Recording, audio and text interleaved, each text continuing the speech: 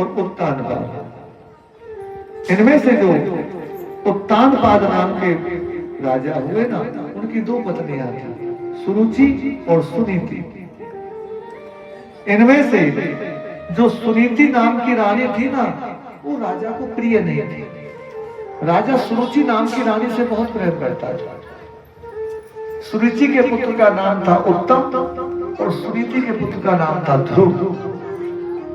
लेकिन राजा ने ध्रुव को मैया के साथ घर से निकाल रखा था और ध्रुव की मैया अपने पुत्र को लेकर के ऋषि आश्रम में रहा करती थी। एक दिन ध्रुव जी को ऋषि आश्रम में बच्चों ने कुछ बुला बुला कह दिया, तो छोटा सा बच्चा ध्रुव रोता रोता मैया के पास आया, मैया मैया सच बता, हमारा घर कौन सा है?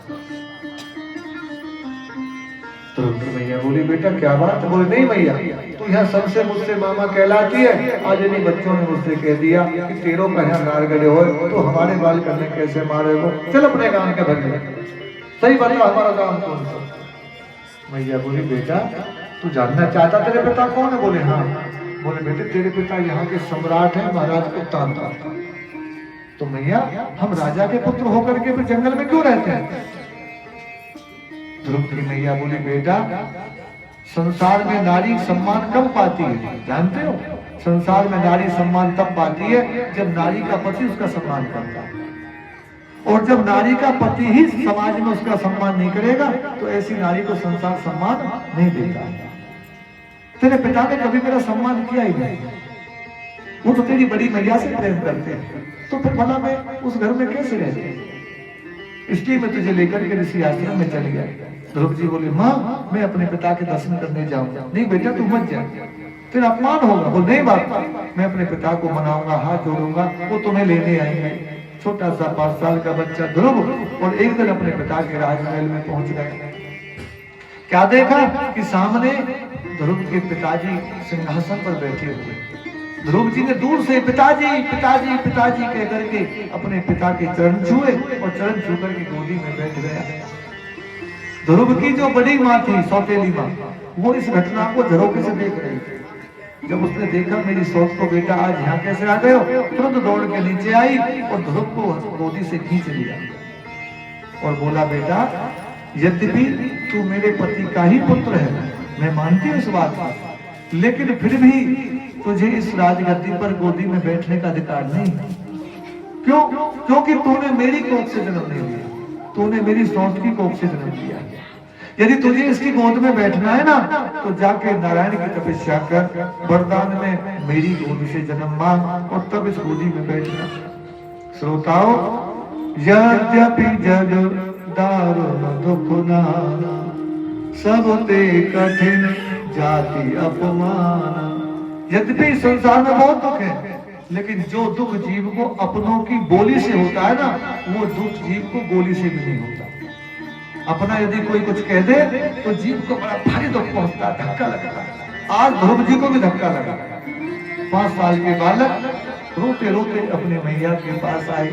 जब मैया ने लाला को रोते देखा तो दौड़ करके अपनी गोदी में समा लिया, छाती से लगा लिया, बेटा मैं तो तुझे पहले ही कह रही, तू हाँ मत जाइयो, हमारो वहाँ घर में कोई स्थान ना है। यदि हमारो वहाँ घर में कोई साज हो तो हम क्यों झोंपड़ी में रहते? हमारे भाग्य में तो ये झोंपड़ी लिखी है। बेटा तू काहे को गयो? सही बता, तो कौन ने मारियो? तेरे भैया ने मारियो या तेरे बाबा ने मारियो? ध्रुव जी बोले, माँ पिता ने तो कुछ नहीं कहा, लेकिन बड़ी माँ ने मुझे धक्का दे करके घर से बाहर निकाल दिया। ध्रुव की माँ कितनी महान है। आज यदि कोई हमारे बच्चों को धमका दे ना, तो हम लठी लेके उस घर पहुंच जाते हैं। पहले हम छोटे छोटे से थे, हमारे कोई चाचा ताऊ हमको थप्पड़ भी मार देते थे और हम रोते रोते मैया के पास जाते थे। तो पता माँ क्या कहती है हमारी, तू कछु उधम कर रहे हो, जब तो मारे तुम्हें चाचा ने तेरे कैसे श्राद्ध करी होगी। आज यदि कोई चाचा ताऊ का उदाहरण तक कह देना तो मैया सबसे पहले घर में कल जाती है, बस शर्म ना यार, वो बूढ़ो है और बालक के पट्टी पट्ट मारे, अब क्या हाथ लगा के देखा, तेरी मोछन में आंच दे दूंगी। आज मैया का ये हिसाब। पहले हम रोज बैठ के घर आते थे, लेकिन कोई माँ बच्चों को नहीं ये कहती थी, बेटा तू चाचा तेरे से बोलियो या ताऊ तेरे से बोलियो। आज यदि कोई बच्चे को चाचा ताऊ धमका भी दे तो सबसे ज्यादा तो माँ हमारे छोरा बदनाम करे, खुद के छोरा में कितने ऐब भरी पड़े, वो तो दिखे ना है, और हमारे छोरा को झूठ बोले हुक्का भी हमने तो आज तक नहीं देखे। तभी तो घर में बच्चे बिगड़ रहे हैं, क्योंकि बच्चों की माताओं ने ना बच्चों के भीतर एक ऐसा भाव भर दिया है कि हम ही तेरे अपने, बाकी सब पराई। ये भाव भरते हैं, बच्चों को टोकने वाला कोई है नहीं। आज बच्चे चौराहे पर खड़े रहे तो घर का कोई नहीं टोकता है, क्यों? सबको डर है कि भाई कोई खामा की जीभ उल्टी आएगी, अपने ऊपर ही आएगी। लेकिन ध्रुव की माँ ने अपनी बड़ी सोच के लिए कुछ भी नहीं कहा। बोले बेटा तेरी माँ ने बिल्कुल सच कहा, उसने बुरा नहीं कहा, तू गोदी में बैठने के योग्य नहीं है। जब वो तेरी माँ को सम्मान नहीं दे रहे तुझे क्या सम्मान देंगे? तेरी माँ ने गलत क्या कहा? और फिर ध्रुव जी बोले भैया ये नारायण कौन है? ध्रुव की माँ बोली बेटा नारायण तो साक्षात जगन्नाथ है, भगवान है, जगत पिता है। तो मेरी मैया ने यही कहा था बेटा इस गोदी में तू तब बैठ सकता है जब तू नारायण की तपस्या से और मेरी कोख से जन्म लेगा। मैया अब मैं नारायण की तपस्या करूंगा। ध्रुव की मैया बोली बेटा पुत्रवती युवती जग सोई, राम भगत जासु सुत होई। बेटा इस संसार में पुत्रवती तो वही है जिसका संतान भगवान के भक्त पैदा हो। या तो जननी भक्त जन या दाता या सूर, और नहीं तो जननी बांझ रहे काहे गवा में नूर।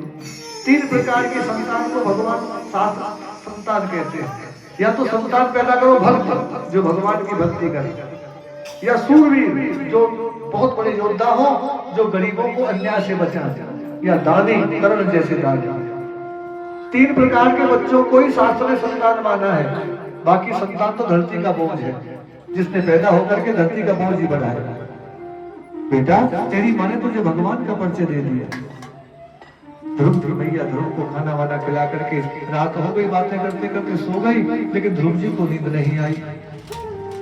और रात के 12 बजे घर से अपनी माँ की परिक्रमा दी। सूती माँ के चरण छुए मैया यदि मैं तेरा पुत्र होऊंगा ना तो अब तुमसे जब ही मिलूंगा जब मैं नारायण के दर्शन कर लूंगा। और 5 साल का बालक ध्रुव जो अभी ढंग से बोलना नहीं जानता है, ढंग से चलना भी नहीं जानता है, वो घर छोड़ के निकल गया। इसको कहते हैं चेतना। भैया मोर तो चेते चिताए आमे, उन्हें को चितावे ना है। भक्ति को बीज तो पहले जन्मती को विवाह। दुनिया की है तुलसीदास की बहू ने तुलसीदास भगा दियो तो तुलसीदास सिद्ध है। लोग कहते हैं हमसे कि बाबा तुलसीदास की बैयर बहुत बदमाशी, वन तुलसीदास को अपमान करियो जो तुलसीदास सिद्ध है। भैया यदि देवी के अपमान से तुलसीदास बनतो ना तो आज घर घर में तुलसीदास होते। आज घर घर में तुलसीदास होते। वो तो पहले थे दीपक तैयार हो, घी तैयार हो, दियो बनियो बनाए धरे, खाली चिंगारी दिखाने की देरी। और चिंगारी दिखा दी तुलसीदास की देवी और तुलसीदास को राम जी मिल गए।